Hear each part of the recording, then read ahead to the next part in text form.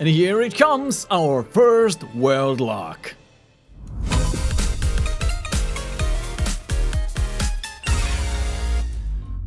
Hello everybody, hello! Oh, let's raise this mic a bit. And Mini Jake comes here as well. Hello everybody, hello and welcome to Pixel Worlds. My name is Jake and I am the community manager here at Pixel Worlds headquarters. In this episode, I am going to show you guys how to earn your first world lock in Pixel Worlds. And there are a few ways to go about this. I'm going to show you the crossbreeding method from start to finish. Of course, the fastest one is to get an in-app purchase, buy yourself some gems. For example, 10,000 gems gets you world lock and a lot of other stuff as well. That is definitely the fastest one. But there are other methods, like the crossbreeding method that I just said, and also you could help other players. They could pay you for that help. And there's also different parkour worlds where you can get prizes, and you can check them out from the main menu. You can see the top rated worlds button and you can go there and try to find the prizes. The method that I'm going to show you guys is 100% sure, at least in my opinion. If you have any other methods that people could use, tell it in the comments below and share it to everybody. I'm going to do this with wooden platforms, but after this video, of course, there might be a lot of wooden platforms out there in the market, so you might want to do this with different colored blocks as well. That is a possibility, and I'm going to talk more about that in this video as well as we progress with this. So let's go inside the game and let us create our own character and then continue from there. Right, so the first thing that we have to do, of course, is to create a new character. I'm going to use this flag and then going through the tutorial. Then what is really important is to choose your own name, of course, inside the game. That also helps you to trade with other players. They are more likely to trade with you if you are not called a subject. I'm going to choose Haupaiser for some reason, some unknown reason. So there are 4 steps into this, and the first one is the start. And what we need to do, of course, is to take the daily bonus, and then we are going to go into our world and start the quests. The reason why we do the quests is that we get a lot of gems from the starting quest line, and also we lock our world in one of them. So that is really important when we do this. But after we have completed all the starting quests, we go into the daily quest world where we get our first daily quests. And in some of these, there might be gem rewards, and these help a lot in the future. So in this case, I got collect 1,000 gems, and well, it's good. It's really good if we look at the long run, but it won't help us in the start. And then some XP quests as well. When we complete the last quest, ready to roll from the starting quest line, we have around 200 gems, and with this we can move on to the second phase of this whole strategy. And the second phase of the strategy is called the small seed pack. Yes, that is the best thing that you can buy as a new player, because you get a lot of basic seeds from that, and the whole point of this phase 2 is to gather ourselves the basic seeds that we need for our phase 3 and of course for our future crossbreedings when we start to crossbreed different items, different blocks from the higher tiers after we have gotten our first world lock. So this helps in the long run as well. I'm placing all the seeds that I want to save for later use to the right side of this world. I said in the beginning that we are looking for wooden platforms. So we're trying to get wooden platforms from the small seed packs. And for us to buy small seed packs, we need gems. And the easiest way to get gems as a starting player is to go to the bottom of your world and collect lava, collect marble, and collect obsidian. And try to get as much as you can of those seeds. I had a really bad luck with obsidian seeds for some reason in this playthrough. And later on you will see that we're gonna go actually to another world just to farm those obsidians from the bottom of the world, but that's gonna be later on here. The reason why obsidian and marble are so important for me in this case is that if you want to crossbreed wooden platforms, you need magic stuff and also you need wood. Wood blocks are made by crossbreeding soil blocks and lava, and for you to create magic stuff, you need obsidian and marble. But as you guys can see, I didn't get any of the obsidian seeds right here.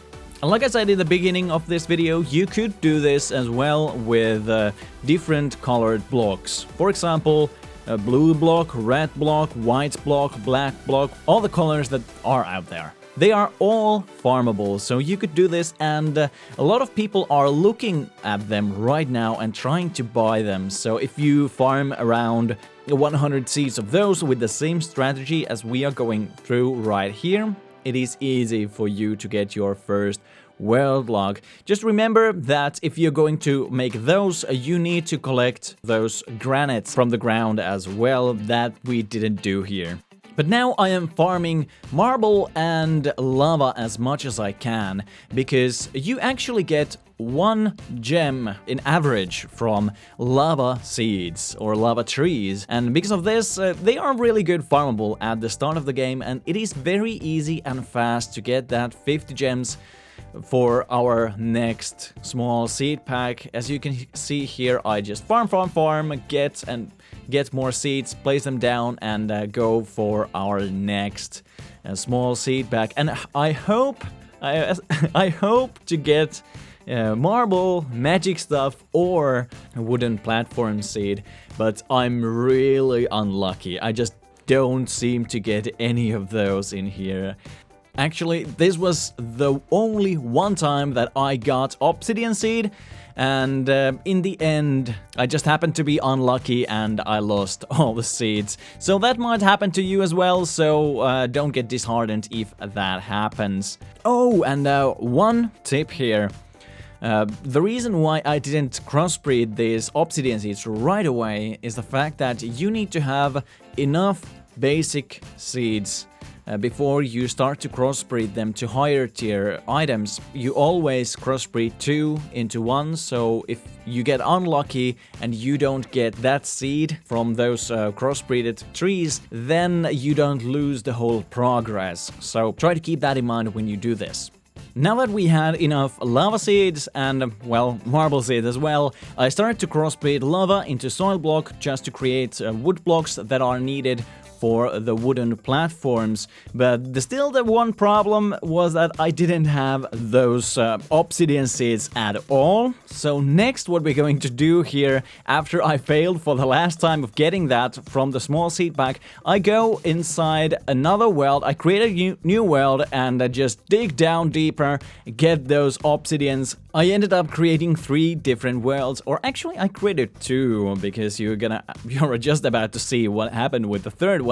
3 worlds, if you count my first one. I needed 4 worlds to get enough obsidian seeds to make this whole thing work. But here, guys, you can see what happened. I just typed a random name, and I found this world where there is that 10 trees of sci-fi background, and here's the name of the world. So if you are first ones to watch this video, you have a chance to go and collect them for yourself. But now let's continue with the topic. So in the end, I found 4 obsidian seeds from in total of 4 different worlds, so I was really unlucky. Then I right away crossbred them into magic stuff, so hopefully I get a lot of magic stuff seed from that, and I could start making my wooden platforms, because I have enough wood right about now. I got in total of 27 magic stuff and 1 seed, so finally I was a little bit lucky. And then just farm away these magic stuffs, and still, whenever I had the chance to buy basic seeds, I always bought them, just in case I happen to get another magic stuff seed, or wooden platform seed, or, well, obsidian seed as well. And I think that is the whole point of this strategy, to prepare you for the rest of the game. So whenever you have 50 gems, just buy the basic seed pack until you don't have the time to do that anymore.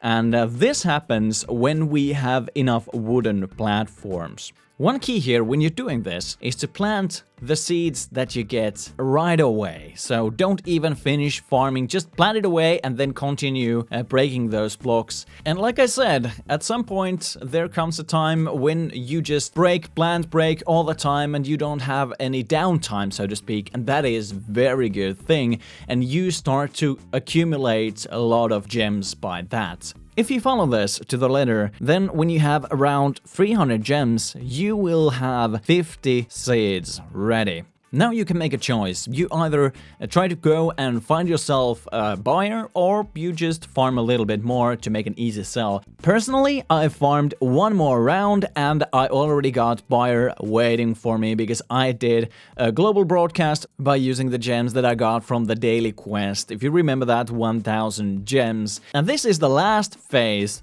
probably the most important phase of this whole ordeal, and that is to try to trade that one world lock, because world locks are really valuable. And for example here, the guy wanted to trade me some candy cane blocks first and a large lock, and personally I think that's a good deal as well, but I really wanted to have that world lock.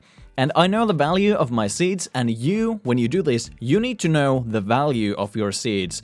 So, for example, 48 wooden platform seeds, then 92 wooden platforms and 50 lava seeds. They are worth one world lock, and you need to be sure of that when you trade these guys, because, well, of course, everybody tries to make a profit, and that is perfectly understandable.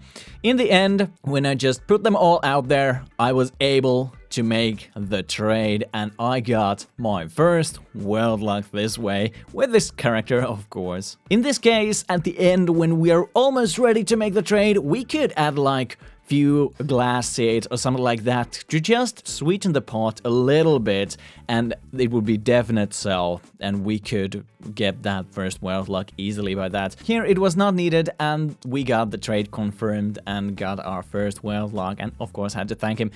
At the end of the trade, remember to check that trade confirmation one more time, that it really is a world lock that you're trading. So in total, that took me around 2 hours to do. You guys can probably make that happen much faster. Just remember these 4 steps. So the beginning, daily bonus, and then the quest line. The second phase, getting the basic blocks and start farming, for example, lava to get those basic seed packs. The third one is the grind, where you grind those blocks that you need and get those seeds for that block that you are farming and trying to earn the world lock with. The fourth one, the most important thing, and that is the trade, and to make sure that you get that world lock. One last tip here in the end of this video for you: if you're doing this, go and sit around 5 minutes inside a world buy or trade or some other trade worlds and see what blocks there are out there in the market right now. For example, if there are a lot of wooden platforms,